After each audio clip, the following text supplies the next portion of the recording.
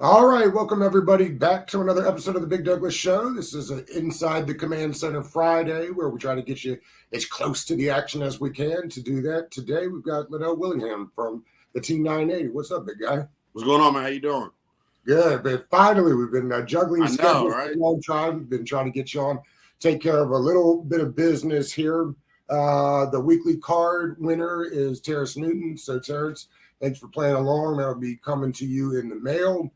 Nice London Fletcher card this weekend. Where's my card, Doug? Yeah, Dang. you got to get in on the Gotta on the get it where draw. you fit. Okay. The question before we take care of some other stuff. The question of the day. I ask a football question every day. Pick four. Today's is rank these four Hall of Fame quarterbacks: Elway, Manning, Marino, and Montana. Yeah, I saw you had posted that. So I'm a younger dude, so I haven't really gotten to see a lot of Elway or Marino, but I do know that both of them were some bad man pajamas. I think you said Elway, Marino, Manning, and Montana. A lot of Manning, M's. and Montana. I'm gonna go with Montana as one. I think just from things I hear and things I watch, and I know the records that he has that he's been able to have, and the success that he had in his career. Then I'll go Manning because I just think he's the most cerebral player to ever play the game. And then it's a toss up for me at the end. I like Marino as an analyst, and I think John's a bad GM, so I'll rank him that way. Do the rings mean anything to you? You know, the debate will be at least between Manning and Brady. I mean, it's hard not for a lot of people not to put Brady at the top because of all the rings. Do the rings matter to you? Football's so different. Like when it's so dependent on other people. So like I don't think the ring conversation affects your greatness. Brady's the GOAT, yes, because he has the most rings, but I think the longevity and being able to do it, into his early 40s is something we've never seen before. So There's no doubt about that. right. To me, big fella, you are one of the big movers and shakers on the rise in the market. How did you end up with the Team 980? So I walked out of my final comprehensive exam in college like a year and a half ago, and I got a call from our program director saying that they were, interested in a demo reel that I had sent in, and I came in as a producer, and I eventually just kept grinding, saying yes to every shift, and they trusted me to get the on-air opportunity. I've been raising hell ever since. And you are not producing anymore, strictly on-air talent now, right? Right. I missed the producing days, though, man. I think it's good for anybody who wants to get into this space, though, to start out as a producer, understanding the ins and outs and what you want as a host. I think you better understand that when you get to do the producer side first, though.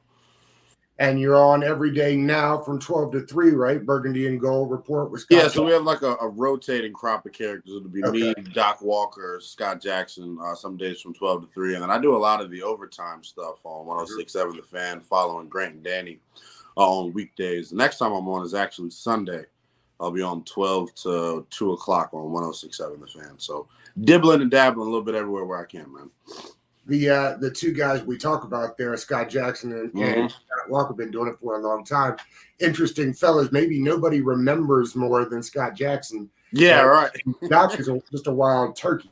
Yeah, it is a crazy crop of dudes getting to work with them, man. It's crazy because growing up, I listened to Inside the Locker Room on 980. So like that was my show. Brian Mitchell, Scott Jackson, and Doc, Coach John Thompson. I used to listen to them as well. So it's been interesting for me, like, they say idols become your rivals, so to speak, because this is a very competitive space we're in, man. Everybody wants to be right. People are very passionate about their opinions. So being the young buck of the group, man, trying to hold my end of the bargain, man, was always tough. I remember asking Grant Paulson one time about, when the two radio stations kind of merged and how that worked out. And I remember him saying, listen, I like those guys. However, I'm trying to be the best and get the best ratings, and it is. I think people don't realize how competitive the space really is. Yeah, it really is, man. And I think since 106.7 acquired the Team 980, being and having all these great talents that have been staples in the market under one roof, I think it helps everybody get better. While it is very competitive, in between every break, we're messing around with each other. If the guys from 106.7, if I'm on 106, I'm coming down to the 980 side. So it's a real family environment in there, despite it being so competitive. And when you got a bunch of all these former damn athletes running around, you got to figure it's going to be a little bit competitive. You know what I'm saying? That's right. It sounds like we are heading to the finish line of this sale of the team, or more reports are coming out all the time. Do you have a preference? This is what I'm saying, Doug, right? Remember when this process first started? We were just giddy that it was even happening. That's right. So to be at this point and to act bougie about who you want to buy the team, I think it's nonsense. Whoever gets it is going to be a better damn human being than Daniel Snyder was. The one thing that I know a lot of us were kind of hoping for this offseason was getting vintage Dan, going back to the flying out Redskins 1 to go get the top free agents. I think whoever ends up buying the team, I want them to be not financially irresponsible, but financially aggressive, man. Go out, open up your pockets, and help bring this thing back to life, man. You know it, Doug. This is one of the sleeping giants, and not just the NFL, Doug. I feel like all the professional sports, like this was one of the proud franchises, one of the best, stadium venues with RFK. And that's the other thing for me. They got to get back to RFK, like no matter what, right? I see people on Twitter talking about parades and who's going to host the parade if they when he sells and if they go back to RFK. But like to me, that's order one of business.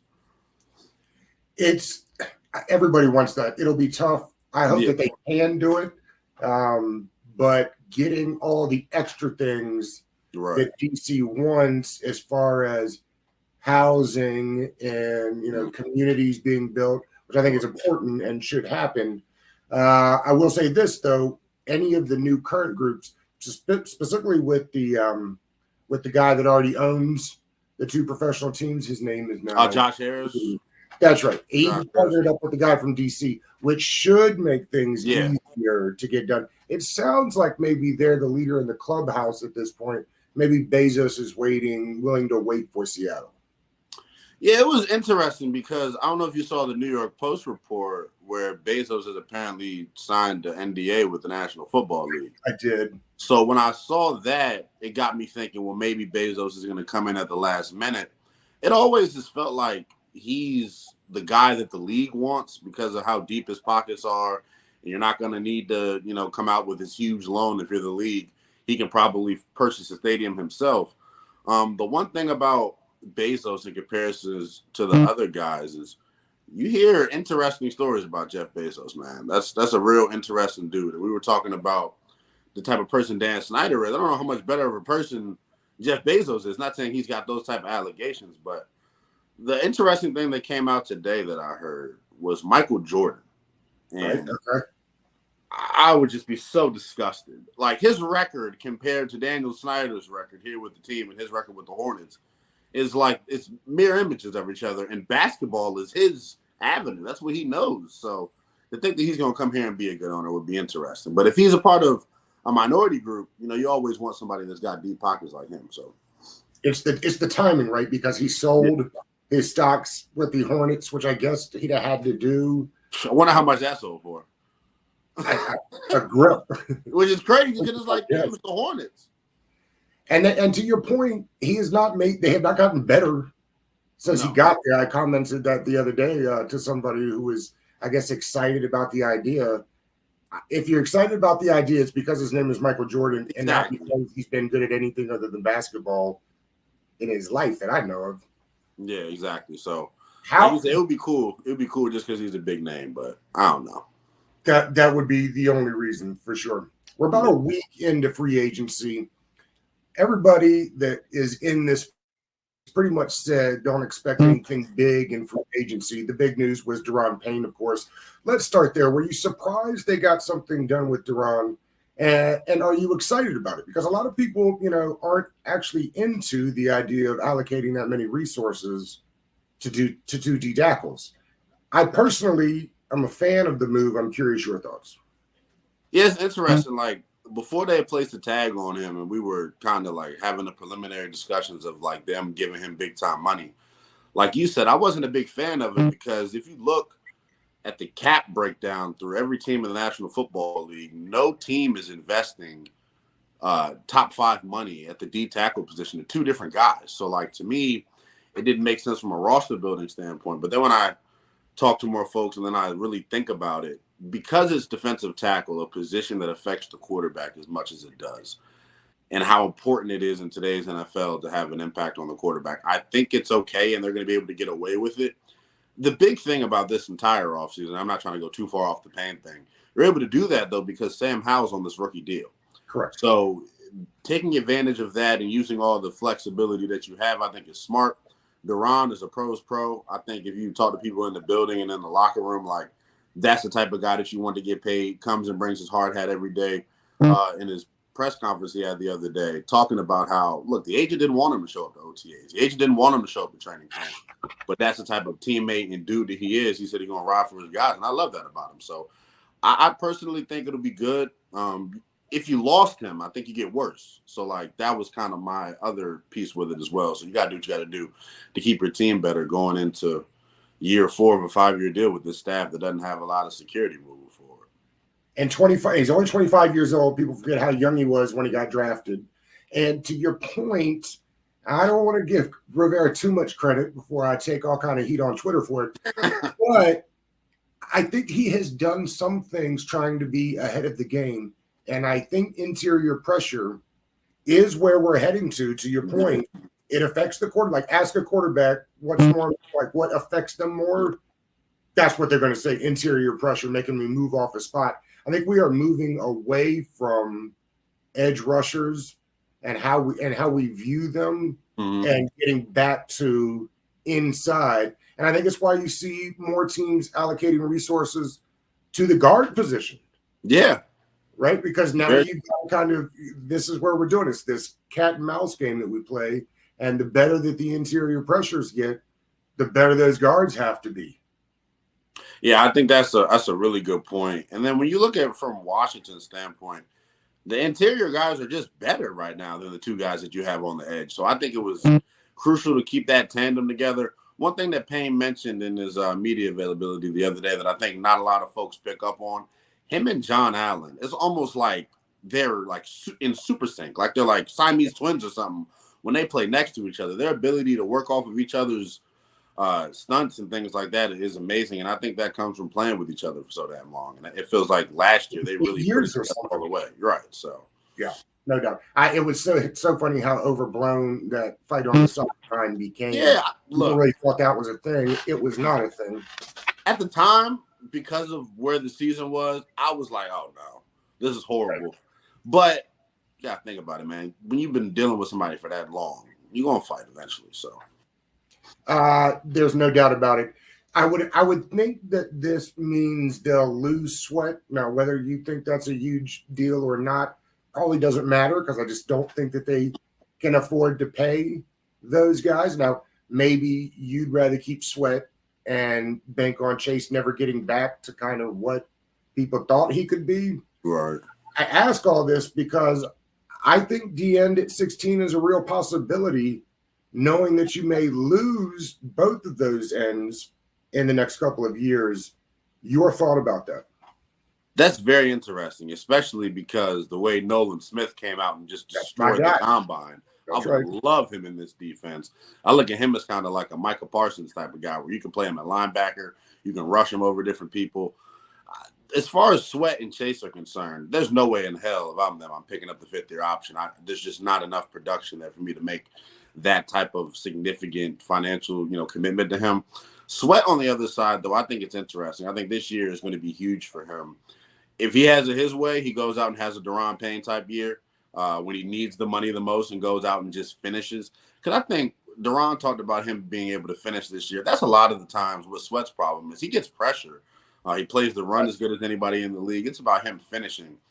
But, Doug, you watch ball just as much as anybody. When you look at Montez Sweat and then you compare him to the other edge rushers in the league that get paid, your Von Millers, your Bradley Chubbs, your TJ Watts, the one thing that Sweat and Chase both don't have that those other guys do is that ability to bend and turn the corner. That's what kind of separates you as an edge rusher. Michael Parsons does a great job with that as well. So Sweat just doesn't strike me as that type of rusher. So I wonder, do they value that? Does he have the same value as a Parsons or a Von Miller to them? Because he's really a one-trick pony. You look at him as mostly a power rusher who could which is odd because he's so fast. Well, so I think we lost you there for a second. I said he reminds me a lot of Ryan Kerrigan, man. Like he plays a lot like Kerrigan. Yeah, I've said the same kind of thing as far as like he reminds me a bit of Preston Smith, to a guy that was always around the quarterback, right? But to the point never really racked up the sack numbers, and he could be in for a Payne type year. Yeah, which is good for him. That means he's going to get paid somewhere. I still don't think it's here. Yeah, they brought in Brissett, which means I think they're probably good at quarterback.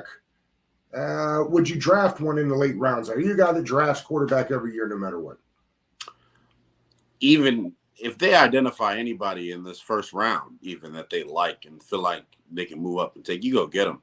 It's so hard to find that guy, and I don't think they'll actually do it because based on their track record since they've gotten here, Sam's the first quarterback that they've actually personally taken the swing on in the draft. So it just doesn't seem like it's their MO to go out and go with a young guy. I would personally bring in a young arm, on like a maybe even day 2, day 3. Hendon Hooker is somebody I'm completely in love with, like throughout the process. Anytime you put up those type of numbers in the SEC, you got my attention. There's some other intriguing prospects as well that they can get later on, but I think the quarterback room right now is solved. You probably won't realistically see them take a guy until 6th or 7th round unless they really like somebody. But with Sam and Jacoby, we'll see where the chips fall, man. People keep telling me that the tight end room needs to be upgraded. I'm not sure I see it that way. Do you? No, not at all. And I think the upgrade at the tight end is going to be helped by the upgrade that we're seeing at quarterback. Cole Turner, the first month of camp before he gets hurt, was the revelation and story of training camp. Yeah, Jahan was making plays and him and Carson had a clear rapport, but Cole Turner was the safety blanket. And he's the reason we saw all these discussions about catch radius. And to get off subject for a second, think about how damn inaccurate Carson Wentz was that we're talking about catch radius as a prerequisite and requirement for dudes coming in because he was that bad. But Cole Turner had that from day one. Huge red zone target. The thing that I think he showed, to me, next year, he's my tight end 1, and here's why.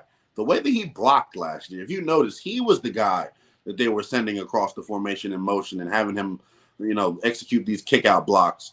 And for a guy that comes from Nevada, curly-haired, swimmer-looking kid, he is a tough ass. So, like, the fact that he was able to show that, I thought was huge. I really like him. Armani Rogers, if Sam is actually a quarterback and can get him the ball, he's got the best run-after catch ability of everybody in the room. So he looked great last year. Yeah, it's a talented group. We know what John Bates is, lunch pail guy, blocks his ass off.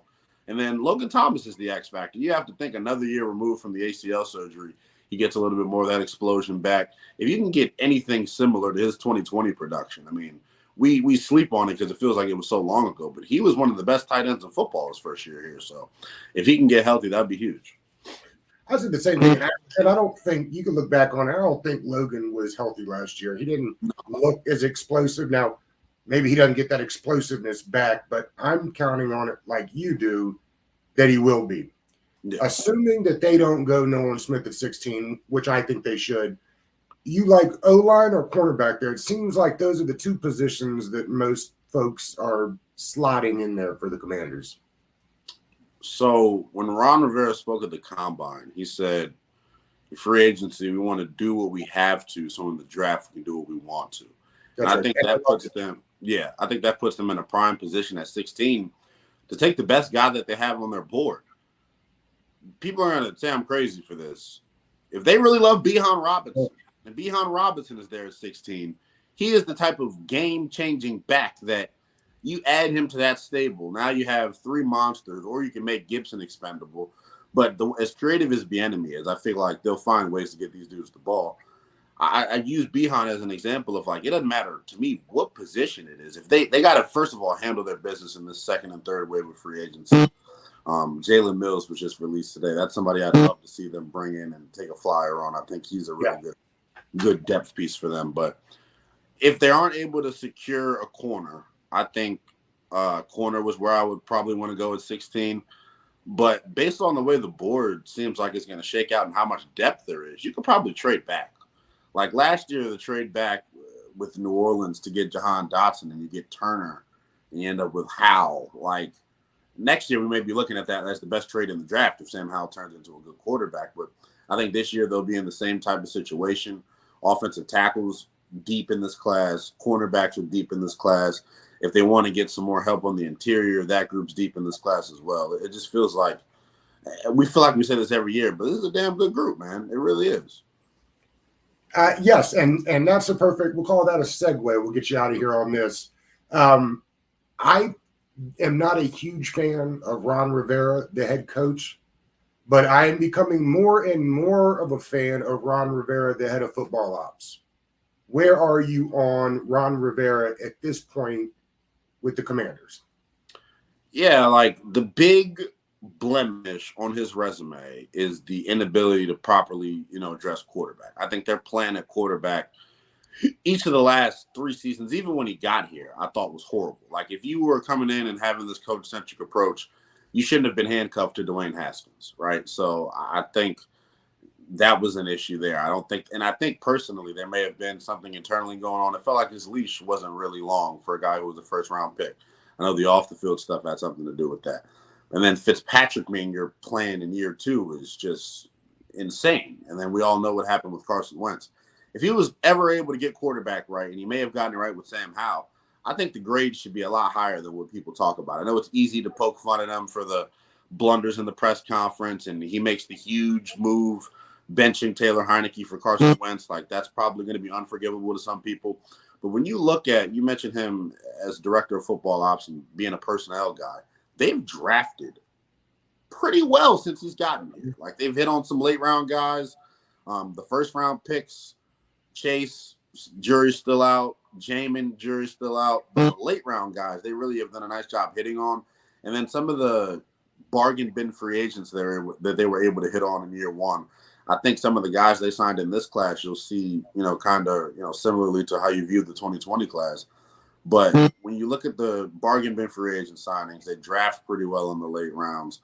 I think Ron's done an okay job, considering the circumstances, because it was a terrible situation he walked into. Terrible. Yeah. Terrible. Of course, he knew that, and that's why, right. I mean, he got everything he wanted when he took the job. Right. But you're right. It was a brutal situation to walk into. Will you be celebrating St. Patty's Day today? Will you be out for a pint? Would I be out for a couple pints today? Oh, of course. I'm always down for a pint. I realized I was driving back home. I was listening to B Mission Finley, and I didn't even realize it was St. Patrick's Day. So I have on all black, of course. So I see you got your green on. That's right. You got your green on celebrating early. Yeah, man. I'm gonna definitely go get something in, man. I may head out to the Tap Sports Bar at MGM to catch some of the live shows they have today, just to hang around for a little. It looks like they're having a blast up there. Yeah, man. Hey, buddy, I appreciate you coming on today, man. This was good. Yes, sir, my man. Are those contacts, Doug? Are those your real eyes, man? These are what God gave you. You was killing them back in the day, wasn't you? I already know it. All right, man. I appreciate you. Yeah, man. Have a good one. All right. Cool. Hey, man. I appreciate you, my guy. Yeah, thank you, man.